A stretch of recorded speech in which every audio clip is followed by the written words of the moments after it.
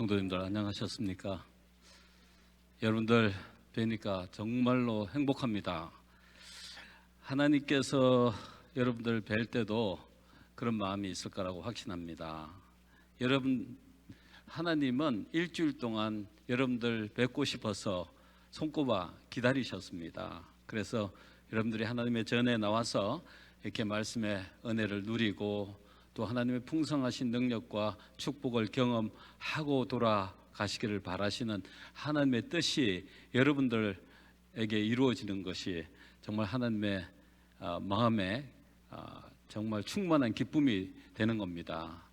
사랑하는 자녀들에게 엄청난 선물을 주고 싶어서 손꼽아 기다리시다가 자녀가 오셔서 그거를 받아가시는 모습을 보면 정말 행복해 하시는 겁니다. 오늘 하나님께서 여러분들을 위해서 준비하신 모든 축복과 선물들을 다 받아가시게 되시길 간절히 축원합니다.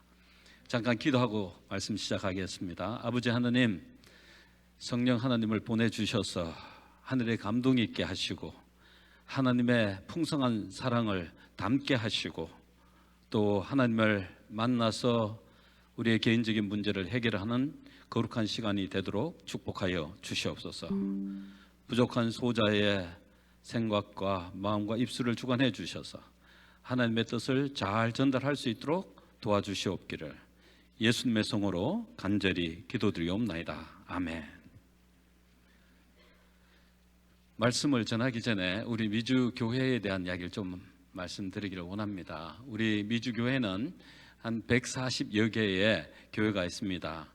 또 목회자들은 영어권을 포함한다면 한 180명 이상이 될 겁니다. 우리 사랑하는 성도님들을 섬기고 계세요. 그리고 성도님들의 수는 한 13,000, 14,000 정도 됩니다.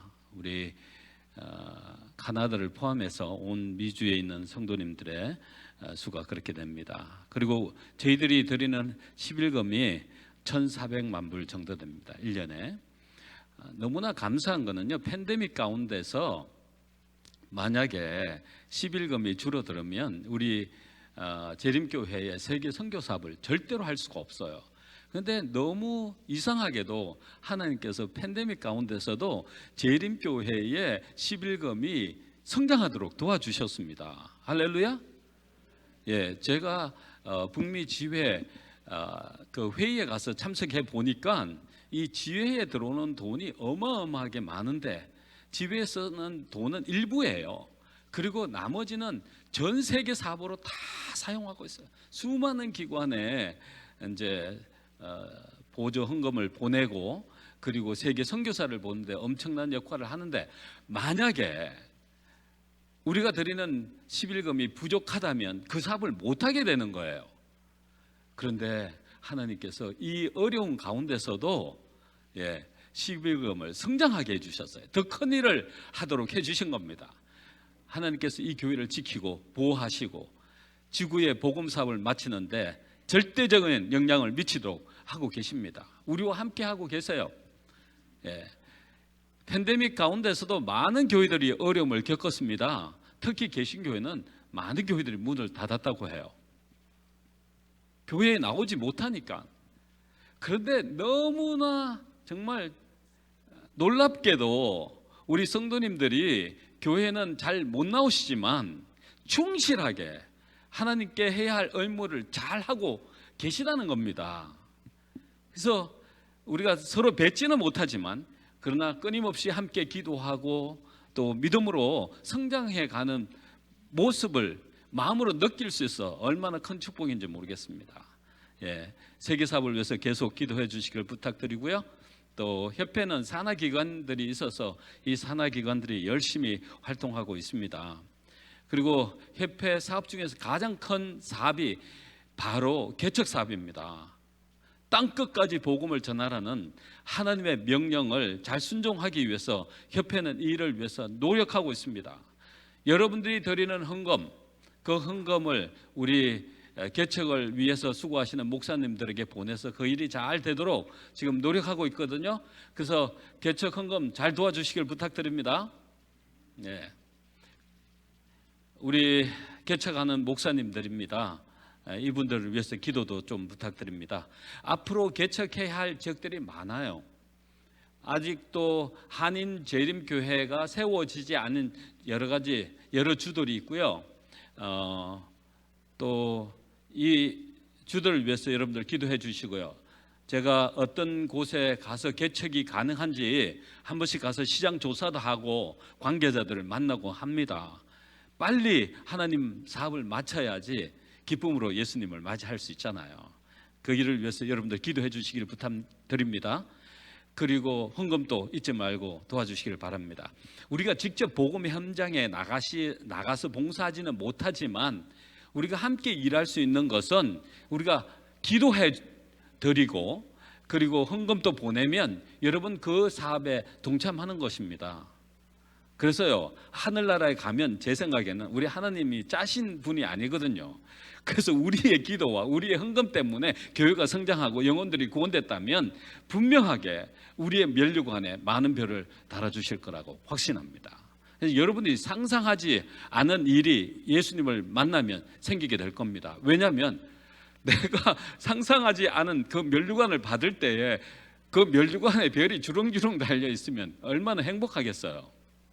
뭐 별 안 달리고도 구원받을 수 있다면 엄청나게 큰 축복이지만 또 우리가 별을 달 수 있다면 얼마나 좋을까요? 그 사업을 여러분 위해서 기도하시고 함께 동참하시면 그 축복을 받게 되는 것입니다. 여러분, 제가 부탁드리고 싶은 거는 교회가 부흥하려면 청소년 사업에 몰두해야 합니다. 투자하셔야 됩니다. 그들이 교회의 주인이 되도록 여러분들이 도와주셔야 합니다. 그렇지 않으면 어른교회는 성장할 수가 없어요. 우리 자녀들이 우리 교회의 주인이 되도록 도와주셔야 해요. 그래서 우리 자녀들이 이 교회에서 활동하고 뛰어다니는 모습을 보면 이 교회는 자연적으로 부흥하게 돼 있어요. 하나님 복 주십니다. 저는 그 경험을 했어요. 우리 어린아이서부터요, 청소년, 대학생들까지 투자하십시오. 그들의 집이 되도록 여러분들이 도와주시기를 간절히 부탁드립니다. 여러분의 집일 수도 있지만 사실은 우리 자녀들의 집이 되도록 해줘야 합니다. 그들이 이곳에 오면 정말 최고로 행복하고 기쁨이 넘치는 곳이 되도록 해주어야 합니다. 제가 섬기는 교회는 아이들이 금요일 저녁 학교 갔다가 와서 금요일 저녁서부터 안식일 저녁까지는 교회를 떠나고 싶어 하지 않더라고요. 그들이 모여서 함께 기도하고 활동하고 안식일 오후 되면 전도지 들고 나가서 봉사하고 하는데 교회가 최고의 장소 중에 하나예요. 그 아이들은 학교, 집, 교회밖에 몰라요. 그래서 믿음으로 성장하는 모습을 보면 정말 감동받아요. 미주 교회가 계속적으로 부흥하고 발전하려면 우리 자녀들이 우리 교회의 주인이 되도록 만들어야 합니다. 이 교회 성장하기를 원하시면 우리 자녀들에게 200%, 300% 투자하시길 바랍니다. 그래서 제가 그 부담을 느끼고 늘 그것을 위해서 기도하고 있습니다. 우리 협회가 재정적으로 독립돼야지 많은 일을 할 수 있으니까 이를 위해서도 기도해 주시고 도와주시길 바랍니다. 제가 기도하면서 하나님께 주신 어떤 계획을 알게 되고 난 다음에 Will and Trust라고 하는 프로그램을 하게 되고 유서 대여 활동을 하게 됐는데, 이제 여러 집사님들이 자기가 돌아가시면 재산의 일부를 하나님의 사업에 드리겠다고 약속하시는 분들이 계속 생기게 됐어요. 여러분들이 드리는 그 헌금이요, 세계 복음화를 위해서 크게 기하게 될 것입니다. 그리고 신속하게 복음을 마치는 중요한 역할을 하게 될 거예요. 그 일을 위해서 여러분들이 헌신해 주시기를 부탁드립니다. 제가 시간이 없어서 다 말씀 못 드리고요, 지나갈게요. 초기 문집에 보면 이런 말씀을 하셨어요. 환란 때에는 가옥과 토지도 성도들에게는 아무 소용이 없는 것인데 그것은 폭도들이 노도처럼 들이닥치기 전에 그들이 피하여야 할 것이기 때문이다. 그리고 그때에는 그들의 소유를 현대 진리를 위한 사업에 쓸 수 없을 것이다. 나는 성도들이 환난 때가 오기 전에 모든 장애가 되는 것들을 처분하는 것이 하나님의 뜻임을 보았다. 그리하여 희생을 통한 하나님과의 언약 관계에 들어가는 것이다. 하나님께서 적절한 시기에 우리에게 주신 축복을 하나님께 되돌려 드리는 시간을 가르쳐 주시겠대요. 빠르면 빠를수록 좋아요. 때때로 여러분들이 드리고 싶은데 더 이상 드릴 수 없는 상황이 오게 될 것입니다. 우리가 가지고 있는 돈이요, 언젠가는 종이 조각이 될 때가 금방 올 거예요. 앞으로요, 더 이상 돈이 필요 없는 시대가 옵니다. 요즘에도 다 카드로 긁어요. 그리고 돈을 주면 이상하게 생각하는 그런 사회로 변해가고 있습니다. 그리고 돈을 줄 때 어디서 누가 이 돈을 사용했는지 기록하는 것도 생겼다고 해요. 이제 앞으로 여러분들이 갖고 있는 돈을요, 은행에 집어넣으려고 해도 출처가 정확하지 않으면 받지도 않습니다.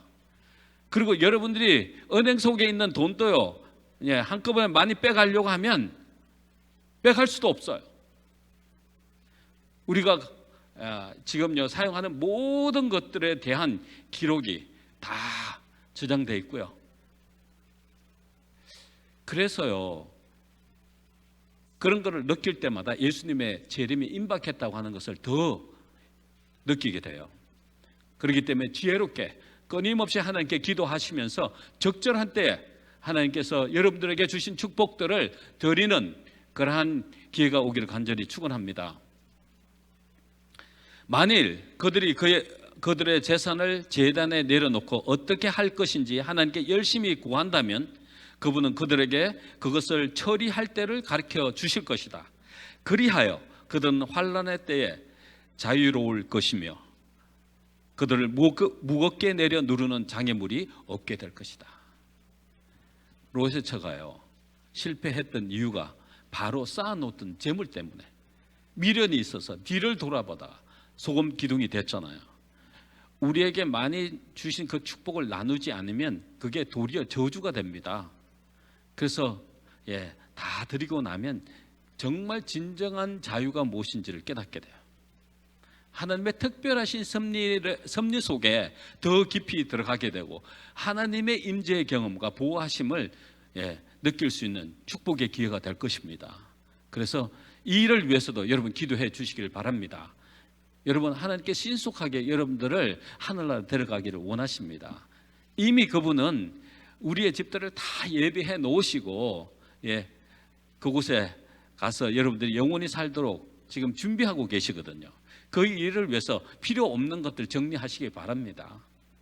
복잡한 거 다 내려놓으시고요, 하늘 날아갈 준비하시기 바랍니다.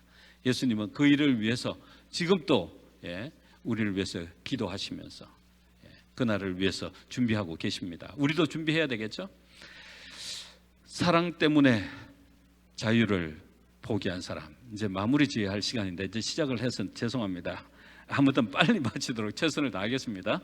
너무 좋은 이야기라서 여러분 들어주시면 큰 축복이 될 것입니다. 이 출애굽기에 보면요, 이제 하나님께서 사랑하는 백성들에게 질서와 안정을 유지하기 위해서 법을 말씀해 주셨는데 하나님의 법은 사랑의 표현입니다. 그분의 사랑의 표현이에요.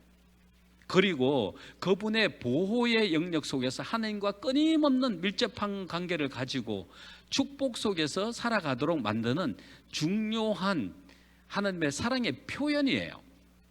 그런데 이것은 육신의 힘으로 지켜질 수 있는 게 절대로 아닙니다. 우리의 힘으로 지켜질 수 있는 게 아니에요. 하나님의 도우심으로 지켜질 수 있는 거예요. 하나님께서 우리에게 역사하시면 하나님의 법은 자연적으로 지켜지는 거예요. 이스라엘 백성들이 실패한 이유는 바로 스스로 하나님의 도우심 없이 이 법을 지키려고 하다가 실패한 거예요. 하나님의 법은 우리의 힘으로 지켜지는 게 아니고 그분이 우리 속에 오시면 자연적으로 지켜지는 거예요. 너희가 나를 떠나서는 아무것도 할 수 없다 그랬어요. 내가 저 안에, 저가 내 안에 있으면 이 사람은 과실을 많이 맺는, 그분이 오시면, 우리가 그분 속에 있으면 자연적으로 열매가 주렁주렁 열리게 되어 있어요. 그런데 우리는 그분을 영접하지 않는 거예요. 우리에게 문제가 있다면 그분을 우리 마음에 구주로 영접하지 않기 때문에 문제예요. 라우디게아 교인들이 굉장히 문제가 심각했어요. 벌거벗었는데도 벗은 줄을 몰라요. 눈이 멀었는데 눈 먼 줄도 몰라요.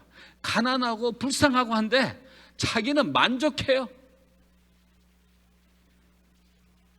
여러분, 만약 여러분이 벌거벗은 상태로 길거리에 뛰어나가면 어떻게 될까요? 아마 경찰들이 달려와서 여러분들 잡아서 분명하게 어디다 갖다 넣을까요? 정신병원에. 라우디게아 교인들은요, 영적으로 그런 상태에 있습니다. 정신병자예요. 이것도 심각한 정신병자예요. 너무나 부족하고 가난하고 불쌍하고 벌거벗고 눈 멀고 이런데도 만족하는 거예요. 다. 그 문제가 어디서 생겼느냐면 내가 잘났다는 거예요. 내가 모든 것을 할 수 있다. 이것 때문에 생긴 거거든요.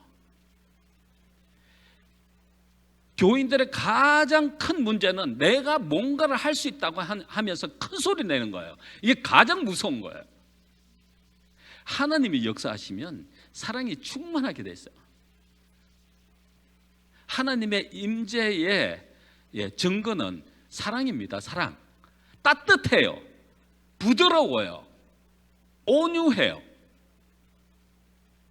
콸칼하지가 않아요. 성질이 급하지 않아요.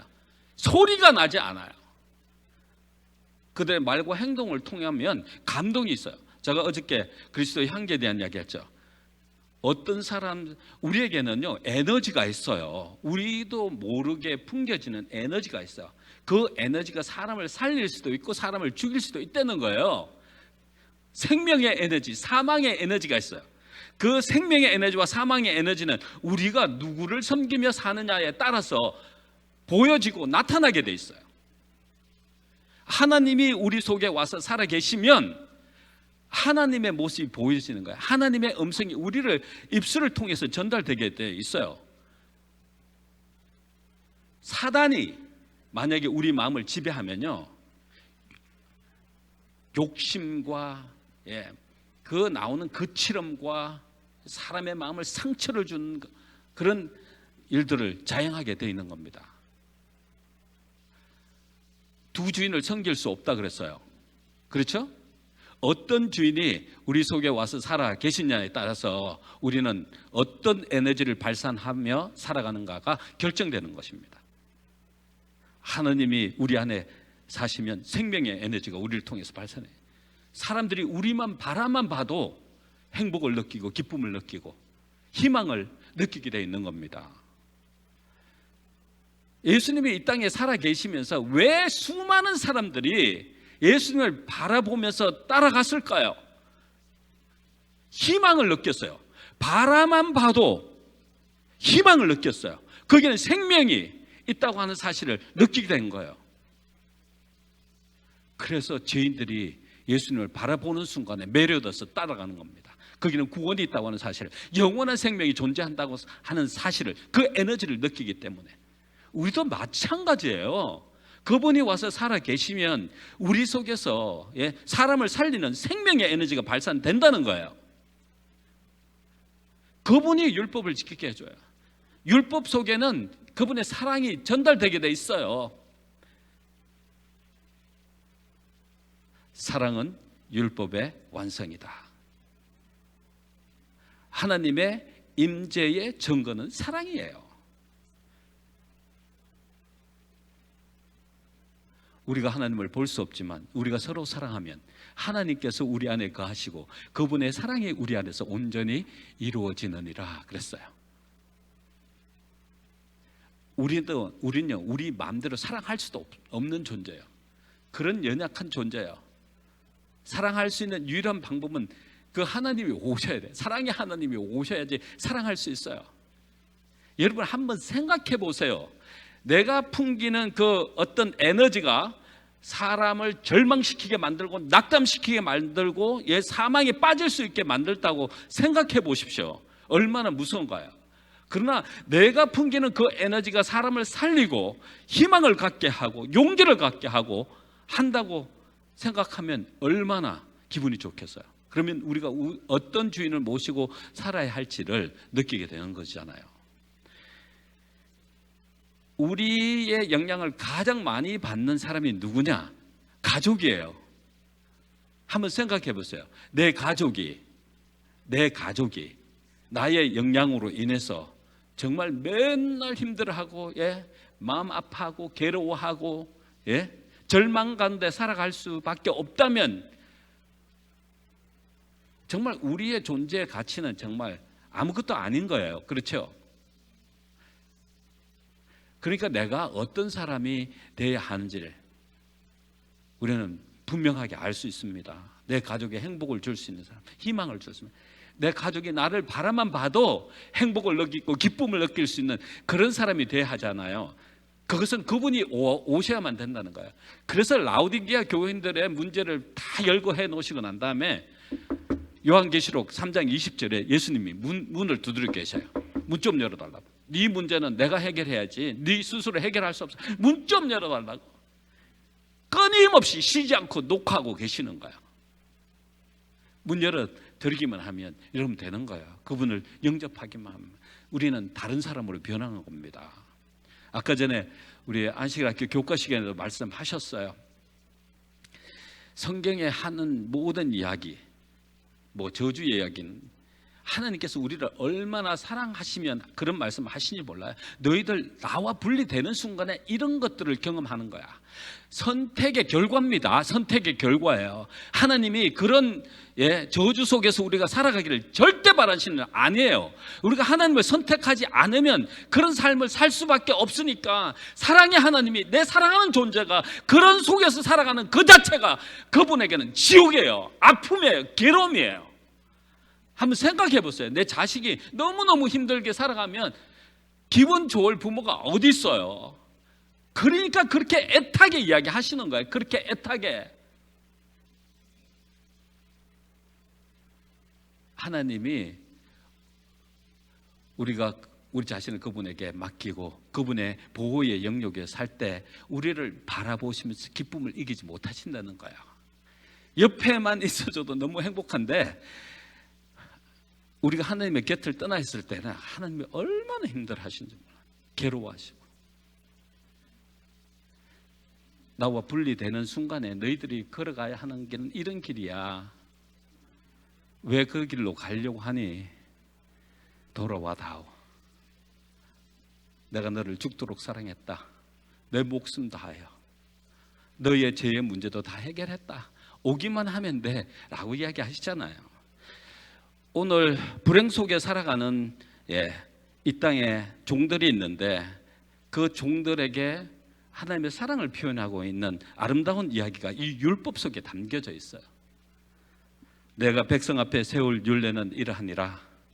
내가 이스라엘 종을 사면 그는 6년 동안 섬길 것이요 제7년에는 값없이 나가 자유할 것이요 그가 단신으로 왔으면 단신으로 나갈 것이요 장가 들었으면 그 아내도 그와 함께 나가려니와 상전이 그에게 아내를 주므로 그 아내가 자녀를 낳으면 그 아내와 그 자식들은 상전에게 속할 것이요 그는 단신으로 나갈 것이로되. 종이 진정으로 말하기를 내가 상전과 내 처자를 사랑하니 나가서 자유하지 않겠노라 하면 상전이 그를 데리고 재판장에게로 갈 것이요 또 그를 문이나 문설주 앞으로 데리고 가서 그것에다가 송곳으로 그 길을 뚫을 것이라. 그가 영영이 그 상전을 섬기리라. 이 노예의 법 속에 무슨 사랑의 이야기가 있느냐고요. 이스라엘 백성이 다 노예였는데 노예에서 이제 자유를 얻어 애굽에서 나오는데 그 가운데도 노예가 있었다는 거예요. 노예 속에 노예가 있었던 거예요. 그러니까 이스라엘 백성 속에 질서가 깨어지고 문제가 생기니까 하나님께서 사랑해라야, 사랑하라고. 그래서 이런 법을 만들어 놓은 거예요.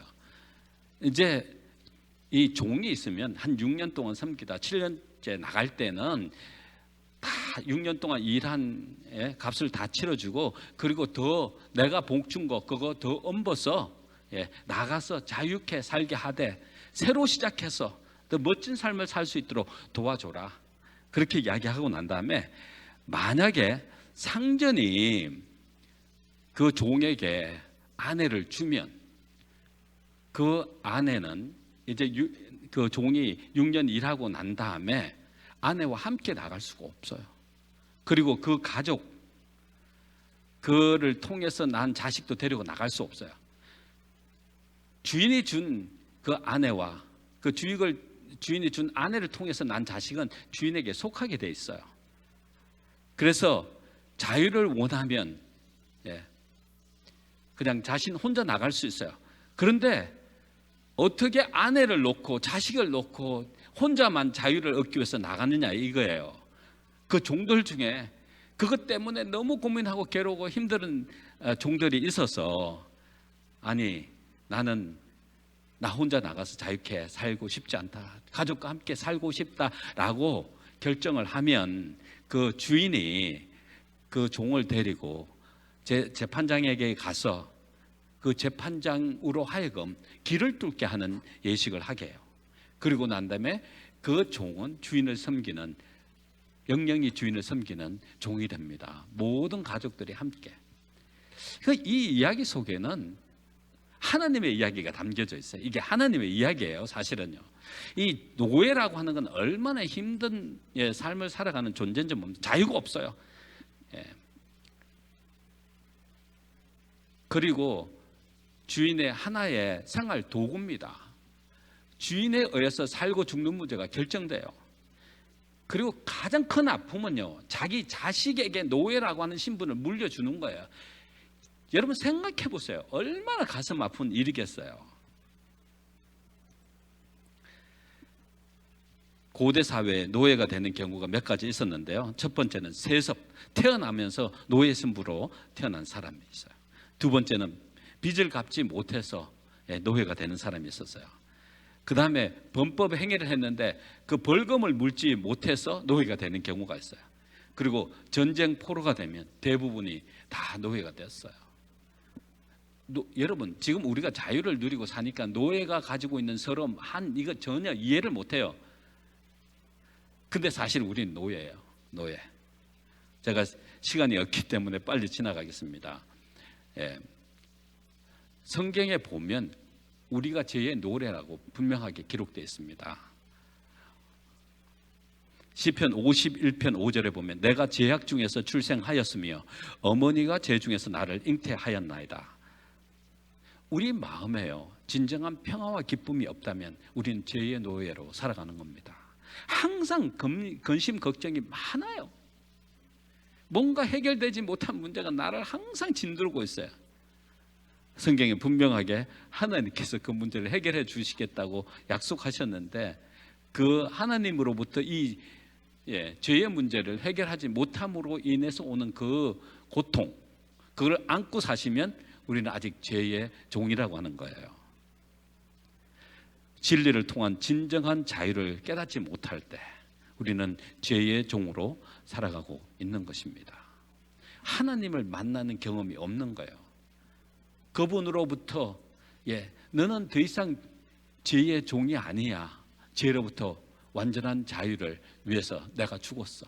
너 죄값을 다 치렀어. 더 이상 그런 삶을 살 필요가 없어라고 하는 확인을 받고 그것을 믿을 때에 이러한 것으로부터 자유를 누리게 되어 있는 거예요. 저는 이것 때문에 너무나 고민 많이 하고 괴로움을 많이 겪었어요. 너무너무 힘든 삶을 살았어요. 사는 것 같지가 않았어요. 죽고 싶은 마음이 왔어요. 이 영적인 문제가 해결되지 않으면요, 아무리 인간적인 좋은 문제가 생겨도 금방 지나가고 난 다음에 그 고민이 또 우리를 누르고 괴롭게 만들어요. 힘들게 만들어요. 그래서 참된 자유가 무엇인지 그 경험하는 것이 얼마나 큰 축복인지를 깨닫게 돼요. 저는 개인적으로 하나님을 만나면서 우리 자식을 통해서 하나님을 만나면서요, 그 자유를 이제 경험하게 됐어요. 때때로 부족하고 넘어질 때도 있어요. 그리고 그 아버지께 가서 아버지 잘못했어요. 용서해 주세요. 우리 아이들이 잘못하면요, 이제 잘못하지 않았을 때는 엄마 아빠가 직장에서 돌아오기를 손꼽아 기다리고 있다가 돌아오면 와, 엄마 아빠 좋다고 달려가잖아요. 나 맛있는 거 해줘 막 그러잖아요. 그런데 뭐 잘못하면요, 나타나지도 않아. 숨어. 그렇게 엄마 아빠를 좋아하고 행복해하는 그 아이들이 뭐 엄마 아빠에게 잘못하면 완전히 숨어버려. 아담과 하와가 선악을 알게 하는 나무의 실과를 따먹고 나면 숨은 것처럼. 그래서 엄마 아버지는 이놈들이 집으로 왔을 때 반겨주지 않으면 문제가 있다고 하는 걸 분명히 느끼는 거야. 그래갖고 뭐 찾아가요. 가서 애들 방을 또 털어. 야, 너 그 안에 있어? 소리도 안 내. 안 나와. 이놈이 분명하게 문제가 있어. 그 문제가, 야, 뭐 잘못했어? 이야기해. 그럼 엄마, 내 이거 뭐 하다가 뭐 잘못했어. 이거 깨트렸어. 이거 아빠가 무지 좋아하는 건데 미안해, 잘못했어. 그래서 그럼 말하면 되지. 뭐 그거 갖고 그렇게 힘들게 해. 그래, 알았어, 내가 해결할게. 그러고 나면 얘는 완전히 거기서 해방되는, 그 죄로부터 해방되잖아요. 그거 다시 엄마 또 맛있는 거 해줘 이러고 달라져요. 사람이 확 달라지거든요. 하나님도 마찬가지세요. 이미 죄는 용서했어요. 2000년 전에, 아니 우리가 이 땅에 태어나기 전에, 이 지구가 창조되기 전에 하나님은 우리가 잘못하면 죽을 거를 각오하고 결심하고 우리를 이 땅에 있게 하신 거라고요. 그 아버지세요. 우리 진정, 우리가 피를 나눈 아버지세요. 눈에 넣어도 안 아픈, 우리는 그런 존재라고요. 왜 그걸 못 느끼세요? 이게 확신이 안 되면 하나님께로부터 오는 평화와 기쁨이 없어. 항상 죄의 종으로 살아갈 수밖에 없어. 그분이 내 아버지라고 하는 사실, 그분이 내 죄의 문제를 완전히 해결했다고 하는 사실이 믿겨지지 않으면 죄의 노예로 영원히 살아갈 수밖에 없는 존재가 되는 겁니다. 여기서 우리는 하나님을 만나야 하고 죄의 문제를 해결해야 돼요. 로마서에 보면요, 하나님께 감사하리로다. 너희가 본래 죄의 종이더니 너희에게 전하여 준 바 교훈의 본을 마음으로 순종하여 라고 했어요. 본래 죄의 종이었다 이거예요. 우리는 사단의 소유물이었습니다. 노예였어요. 예수님께서 오셔서 우리의 죄값을 치르시면서 노예로부터 완전히 자유케 하는 그러한 은혜를 베푸셨어요. 우리는 그걸 받으시면 되는 거예요. 믿으시면 되는 거예요. 그러면 죄의 노예로부터 진정한 자유를 누릴 수 있는 겁니다. 하나님이 원하시는 것은, 예수님과 함께 우리가 십자가에 못 박힌 것은 죄의 몸이 죽어 다시는 우리가 죄에게 종노릇 하지 아니하려 함이니, 우리가요 죄의 종으로 살아가기를 하나님께서 원치 않고 그 죄의 종으로부터 자유를 누리면서 하나님의 멋진 자녀로 행복하게 살아가기를 바라시는 것이 우리 하나님의 소원이세요. 그래서 그 일을 위해서 밤낮 쉬지 않고 우리를 위해서 일하고 계시잖아요. 그걸 우리가 깨달아야 합니다.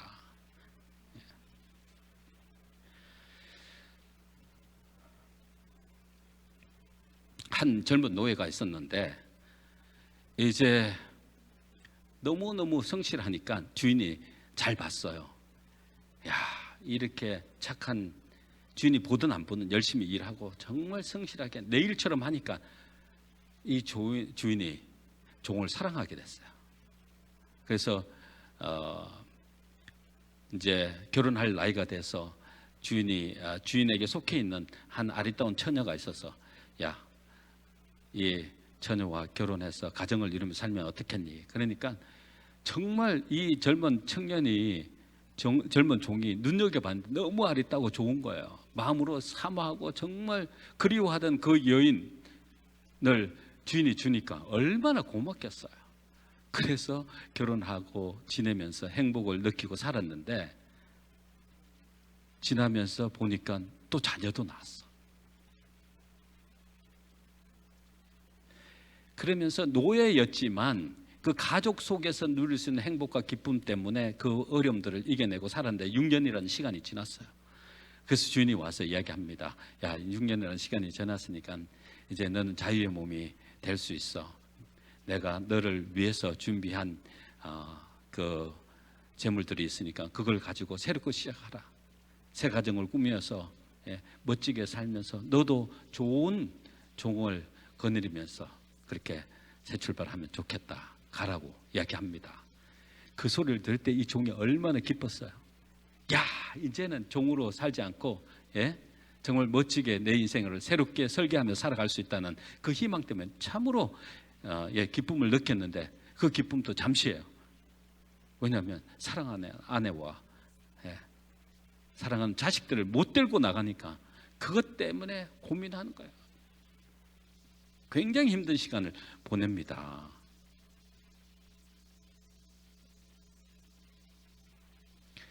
사랑이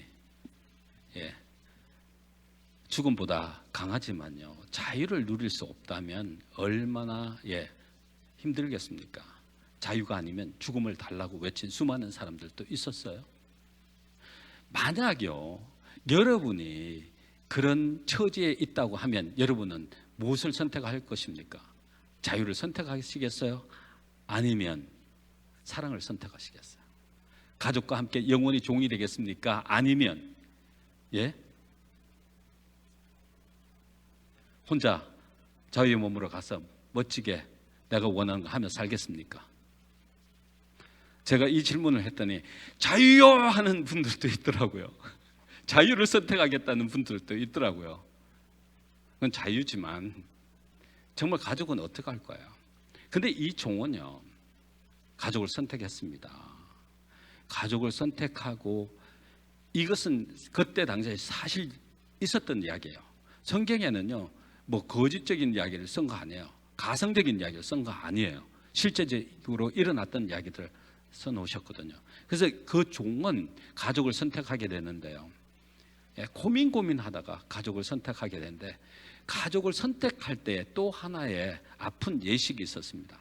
길을 뚫게 하는 예식이 있어요.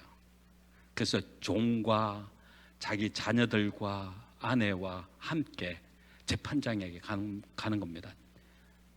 제사장에게 가서 그 뚫는 예식을 합니다. 근데 그 가족이요, 그것을 바라볼 때 얼마나 가슴 아프겠어요. 아내나 자식들이 아빠가 자기들을 위해서 자유를 포기하고 영원히 종이 되겠다고 하는 그 모습. 재판장이 이 길을 뚫을 때 좀 아플 거예요. 피가 나올 거예요. 그러면서 길을 뚫을 때 피가 줄줄줄 솟아납니다. 그건 바로 언약의 피예요. 사랑하는 가족을 위해서 영원히 종이 되겠다고 하는 언약의 피입니다. 그 사랑의 이야기 얼마나 멋지어요. 이게 하나님의 이야기입니다. 하나님의 이야기. 그 하나님이 우리를 얼마나 사랑하셨으면 죄인으로 살아가는 우리를 위해서, 우리를 살리시기 위해서 영원히 종이 되신 거예요. 그 하나님이 사람이 되신 거예요. 그리고 우리를 구원의 축복의 속에서 살아가도록 인도하신 겁니다.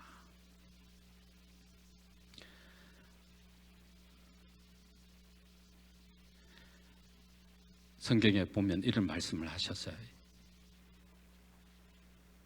그는 근본 하나님의 본체시나 하나님과 동등됨을 취할 것으로 여기지 아니하시고 오히려 자기를 비어 종의 형체를 가져 사람들과 같이 되었고 사람의 모양으로 나타나셨으며 자기를 낮추시고 죽기까지 복종하셨으니 곧 십자가에 죽으심이라. 종의 형체를 가져 사람들과 같이 되셨고, 이게 언약의 피입니다. 십자가에서 돌아가시면서 흘린 그리스도의 피는 언약의 피입니다.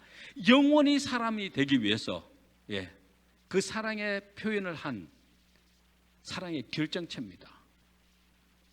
종이 되셨어요. 오셔서 종이 되셨어요. 온 우주의 주인이시고 온 우주의 거민들과 천사의 존귀와 영광을 받으신 그 거룩한 하나님이 우리를 살리시기 위해서 이 땅에 오셔서 종이 되셨다는 거예요. 안 믿겨지십니까? 그 이유는 그분과 우리의 관계가 뗄래야 뗄 수 없는 관계이기 때문에 그래요. 그분이 우리를 이 땅에 있게 하신 우리의 부모님이시기 때문에 그래요. 우리의 아버지시기 때문에 그래요. 포기할 수가 없으신 거예요. 그 영광의 자리를 마다하고 이 땅에 오신 거예요. 언약의 피를 흘리시고 우리를 자유케 하신 분이에요. 우리의 죄 문제를 다 해결하시고 영원히 자유케 하시고 죄 짓기 전의 모습으로 우리를 회복시켜 놓으신 거예요. 이 하나님을 우리가 영접하지 않으시겠습니까? 하나님으로부터 분리되는 그 순간은 고독하고 괴롭고 방황할 수밖에 없는 그런 연약한 존재들입니다.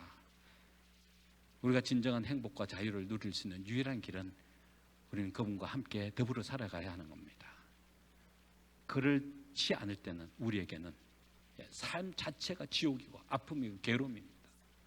오늘 그분은 우리를 초청하십니다. 수고하고 무거운 짐진 자들아 다 내게로 오라.